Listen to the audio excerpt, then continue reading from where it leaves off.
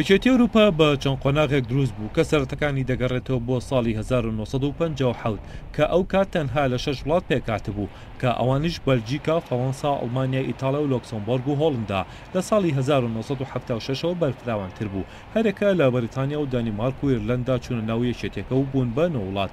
دواتر لە ساڵی 1993دا یەکێتی ئەوروپا وەک یەکێتێکی ئابووری و سیاسی لە نێوان 28 دەوڵەتی ئەوروپا بە پێی ڕێکوتنامەی ماستەریخێنت ڕاگەیەنرا. لە ساڵی 2016دا و دوای 47 ساڵ لە پەیوەندی بەریتانیا و یەکێتی ئەوروپا دوای مشتومڕێکی زۆری نێوان پارتی کرێکاران و پارتی پارێزگارانی بەریتانیا بڕیاردرا ڕاپرسی بۆ چوونە دەروی بەریتانیا لە یەکێتی ئەوروپا ئەنجام بدرێت و تێیدا هاوڵاتیانی بەریتانیا بە دەنجی بەڵی لە سەدا 52 داوای برێگزێتیان پەسەند کرد. بەڵام ئەو بڕیارەی هاوڵاتیانی بەریتانیا بۆ هۆی دروستبوونی ململانی ناوخۆی تند لە وڵاتە و بەهۆیەوە دوو سەرۆکوەزیر دەستی لە کار کێشایەوە.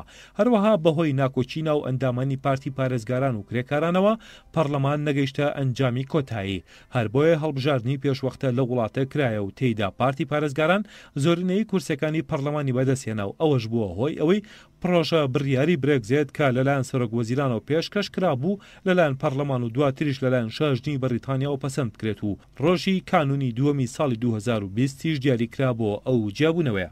بەم جیابوونەوەی بەریتانیا دەچێتە قۆناغێکی دووەمەوە کە ماوەی 11 مانگی بۆ دیاری کراوە وەک ماوەیەکی کاتی بۆ ڕێکەوتن و ڕێخستنەوەی پەیوەندەکانی لەگەڵ یەکێتی ئەوروپا. هەروەک بەریتانیا دەچێتە گفتوگۆیەکی ڕاستەوخۆ لەگەڵ ئەمریکا بە مەبەستی ڕێخستنەوەی پەیوەندی بازرگانی بە تایبەتی کە دۆناڵد ترامپ پشتیوانی لە برێگزێت دەکرد و بەکردنەوەی ئاسووی ئابووری نوێ وەسفی دەکرد. سەبارەت بە مەترسیەکانی برێگزێت بۆریس جۆنسۆن سەرۆکوەزیرانی بەریتانیا لە لێدوانێکیدا بە بۆنەی جیابوونەوەی وڵاتەکەی لە یەکێتی ئەوروپا دەڵێت ئەمە کۆتایی نییە بەڵکو سەرەتایەکە و ئێستا کاتی نوێبوونەوەی ڕاستەقینەوە و گۆڕانکاری نیشتیمانیە.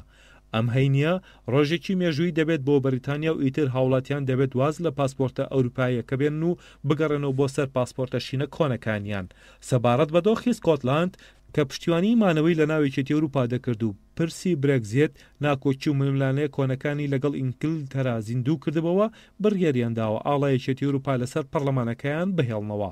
هاوکات میشێل بارنیە گەورە دەنووسەنکاری ئەوروپا ڕایگەیاند بەداخەوە بەریتانیا لەبری بەهێزکردنی پەیوەندیەکان بڕیاری جیابوونەوەیدا.